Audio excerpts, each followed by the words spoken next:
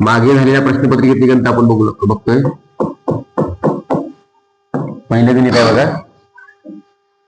21/255 अधिक 22/255 अधिक 23/255 असं करत 30/255 पर्यंत अंकांची बेरीज. आपल्याला माहिती आहे बघा, छेद समान असेल तर आपल्याला अपूर्णांकाची बेरीज किंवा वजाबाकी करता येते. बरोबर आहे. छेद समान आहे, मग छेद तसाच घेतोय आपण, फक्त अंशांची बेरीज होते. काय करूया, छेद 255 सगळ्यांना सारखा आहे. आता काय करणार आपण, अंशांची फक्त बेरीज. 21 पासून 30 पर्यंतच्या संख्यांची बेरीज किती आहे असते, किती माहिती आहे सांगतो बघा. 1 ते 10 पर्यंतच्या संख्यांची बेरीज 55 येते. 11 ते 20 पर्यंतच्या संख्यांची बेरीज 100 वाढवायची 155 येते. आणि 21 ते 30 पर्यंतच्या संख्यांची बेरीज ही 255 येते. काय येते, 1 ते 10 55 आहेत. 10 वाढतात का नाही, प्रत्येक एक दशक वाढत जाते प्रत्येक अंकात, त्यामुळे 155. इथं 2 दशक वाढतात, 20 20 20 10 वेळा, 20 10 200 आणि हे पहिले 55 255 झाली. म्हणजे काय आलं उत्तर येतं, 255 अंश छेद 255.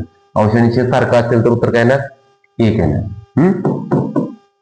म्हणजे उत्तर काय येणार, 1. ठीक आहे. बघा प्रश्न कसा आहे, 3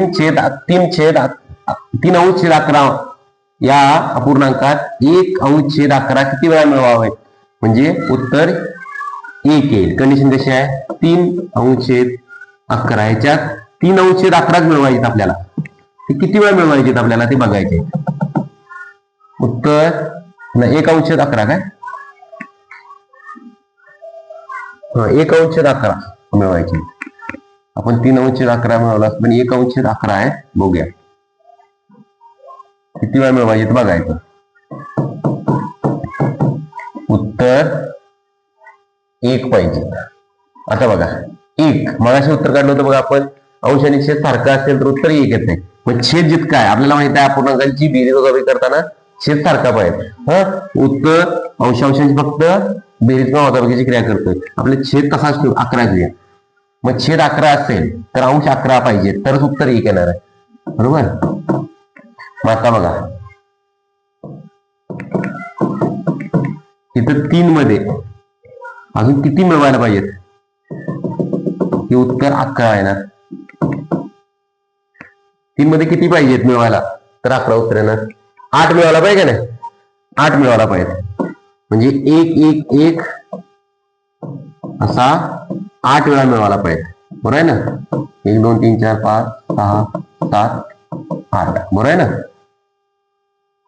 8 3 मध्ये असा 8 मिळवायला पाहिजे, म्हणजे 1/11 3/11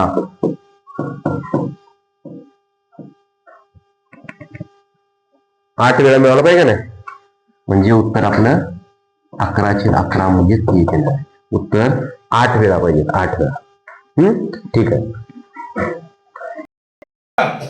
प्रश्न काय बघा, एका पाण्याच्या टाकीची क्षमता 84 लिटर आहे. टाकी असेल ती पूर्ण भरली, म्हणजे एवढं पाणी पाहू शकतो त्याच्यात 84 लिटर इतकं पाणी भरलंय. तितकं 12 भाग केले टाकीचे, त्यातले 5 भाग भरले. एवढं 5 अंश छेद 12 म्हणजे 12 भाग केले, त्यातले 5 अंश छेद भरले, म्हणजे किती भाग शिल्लक असतील अजून, 12 भाग केले त्यातले 5 भरल्यात, म्हणजे किती शिल्लक असतील अजून, 12तले 5 भरल्यात, किती शिल्लक आहेत अजून, 7 शिल्लक असणार. किती, 7 भाग शिल्लक असणार. एकूण 84, मग 12वा भाग किती होणार, 12 7 84.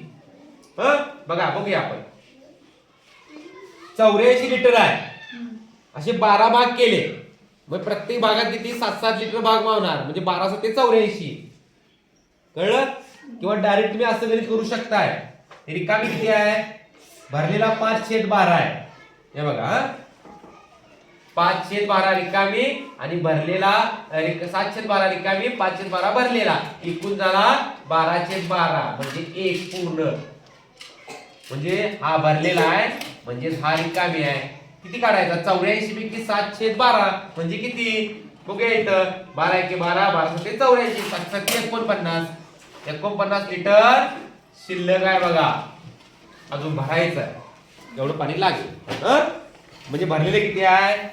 1 50 झालं, 50 आणि ते आणि 30 31 आणि 4 34 35 लिटर भरलेला आहे आणि 49 लिटर शिल्लक आहे. पुस्तकाचा 3/5 भाग वाचला. टीनाने त्याच पुस्तकाचा 2/9 भाग वाचला. दोघींनी मिळून पुस्तकाचा किती भाग वाचला? आता मिळून आहे म्हणजे काय करायला लागणार? कुठली क्रिया? बरोबर आहे, सांग. बेरीज करावी लागणार. बेरीज करूया. 3/5 बघा उत्तर अधिक 2/9. अपूर्णांकाची बेरीज करत असताना आपल्याला छेद सारखे पाहिजे. तर कळलं? बेरीज आणि वजाबाकी करत असताना छेद सारखे पाहिजे. नसतील तर काय करायचं? सारखे करून घ्यायचे. तर छेद सारखे कसे होणार? ह्यांच्या लसावी एवढा एक मूळ संख्या दिसते किंवा तिरकस गुणाकार करा. या 9 अंशाला आणि छेदाला गुणायचं. त्याच्या अंशाला गुणलं, छेदाला गुणलं. आता इथं 45 छेद होणार. याचा मग 45 करायचा असेल तर इथं 5 न गुणायला लागणार. इथं 5 न गुणतोय म्हणून अंशाला पण 5 न गुणायचं. एकंदर 2/9 मध्ये अंशाला 5 न छेदाला 5 न गुणायचं. बघा छेद सारखे होतात काय? आता 5 न 9 ला गुणलं 45, 9 न 5 ला गुणलं 45 झाले. बघा छेद सारखे झाले. 9 × 27 5 × 10 9 × 5 45 छेद सारखे झाले. आता बेरीज करायची. अपूर्णांकाची बेरीज करत असताना बघा, अपूर्णांकाची बेरीज करत असताना बघा, हे बघा 9 अपूर्णांकाचा गुणाकार आहे. तर मग काय सांगितलंय? अपूर्णांकाचे आणि गुणाकाराच्या स्वरूपात असतील तर काय करतोय आपण? अंशांचा गुणाकार करतोय, छेदाछेदांचा गुणाकार करतोय. बेरीज आणि वजाबाकीचं वेगळं, फक्त अंशांची बेरीज वजाबाकी करतोय आपण. पण गुणाकारात मात्र नियम वेगळे आहेत. आणि असं असेल तर तिरकस ह्याचा हा पण अंश होऊ शकतोय, हा पण अंश, हा पण अंश. त्यामुळे कुणालाही भागू शकतोय. छेद हा भागत असतो अंशाला. कळलं?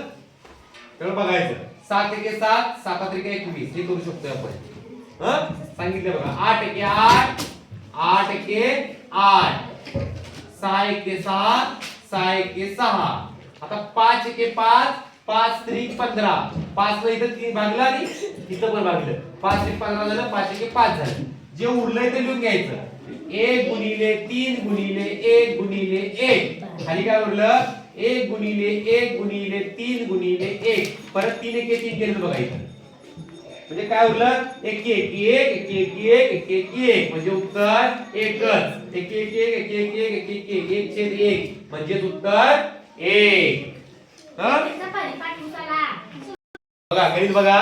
7/12 5/12 11/12 10/12 या पूर्णांकाचा चढता क्रम राहिल्यास प्रश्न वाचताना कसं घ्यायचं? चढता क्रम लावायचा म्हणजे सगळ्यात पहिल्यांदा किती संख्या येणार?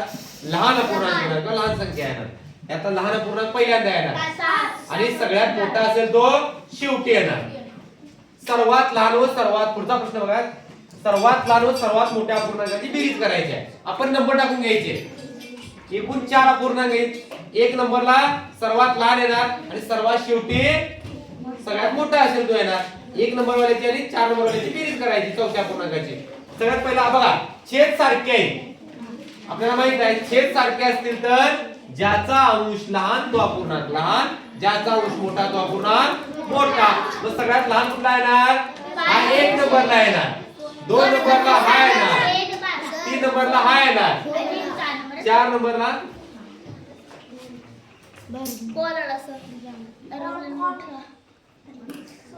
माझा आलं